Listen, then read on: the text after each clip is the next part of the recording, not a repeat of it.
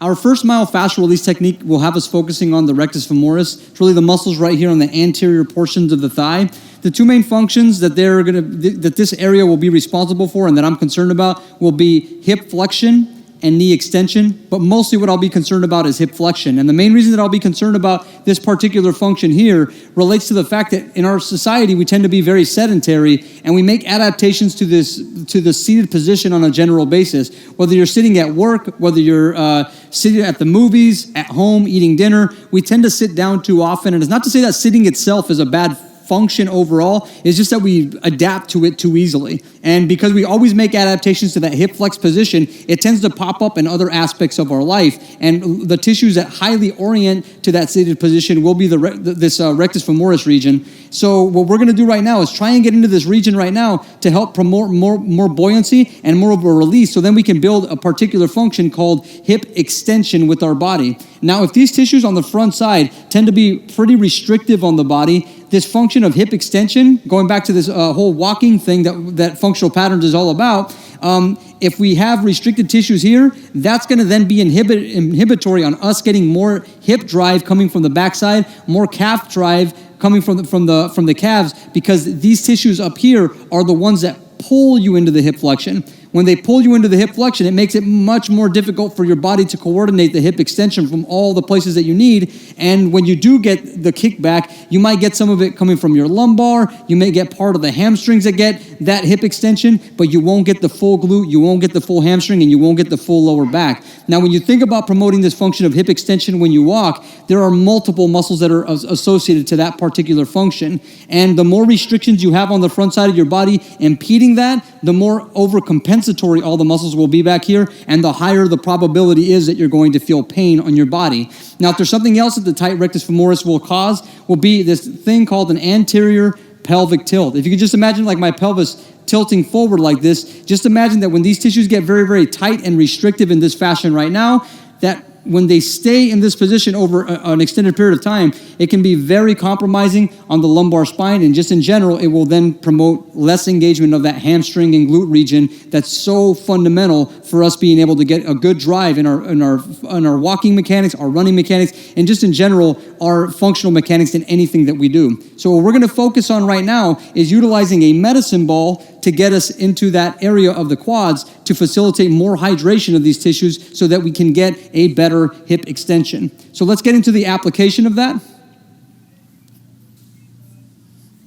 Okay, so what we're going to be doing first and foremost is just laying on top of the medicine ball with our anterior thigh. My elbows will be directly underneath my shoulders here, and I'm going to get right here to the center portion of my thigh. I generally tend to like to work from halfway down the thigh all the way up towards the hip, because these areas seem to be the most impactful as it relates to doing the hip flexion, but you can kind of experiment with that.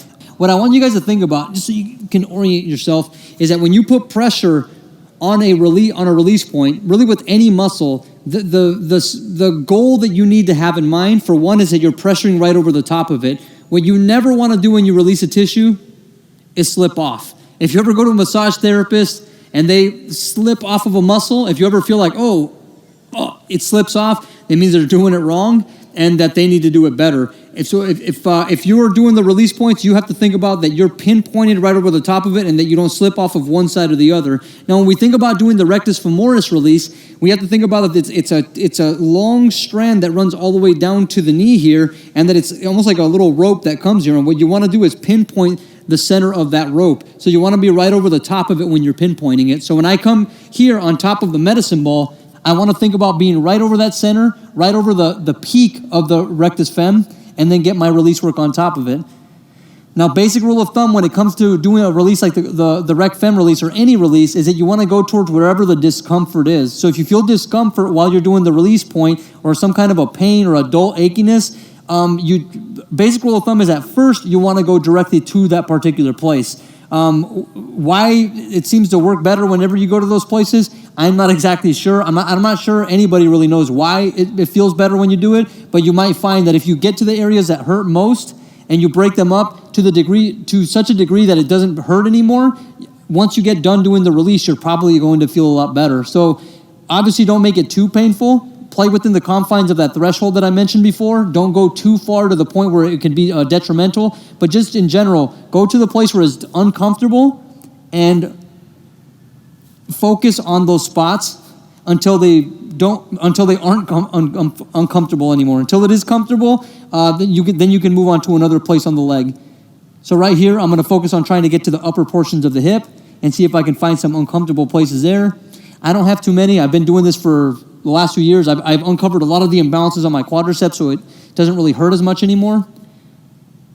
So key point is just go to that discomfort. Make sure you don't roll off the tissue itself when you do the release, and you'll mostly be good.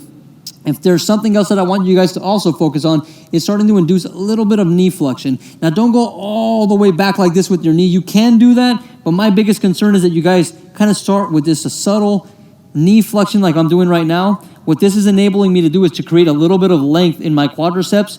So I'm taking the tissues and I'm lengthening them, I'm expanding them, so then I'm allowed the medicine ball, I'm giving the medicine ball an opportunity to penetrate deeper into the tissues of the quads because I'm exposing them. Whereas if I go this way and I lock them out, if I was to completely extend my knee joint in the way that I am right now, that would kind of close off the fibers and I wouldn't be able to get in as easily. But if I think about creating like this lengthening on the quadriceps on the anterior portion, it's going to be very helpful in me getting a better release. So what we're going to do is just keep working around there until the pain goes away. You can slightly work to the outsides if you want to. That's going to be hitting another area, but you can. If you feel that it's comfortable, you can also work towards getting to the inner portions. Well, again, my biggest focus is right there, dead center on that rectus femoris. Seems to be a very impactful spot, and there's a reason that I'm doing this first before all the other releases that we're doing right now. It's a great way to get us started along the path towards having better functionality, just in general in our lumbo-pelvic hip complex. If you just think about just the general region of the hips to the lumbar spine. Anyway, let's move on into the next technique.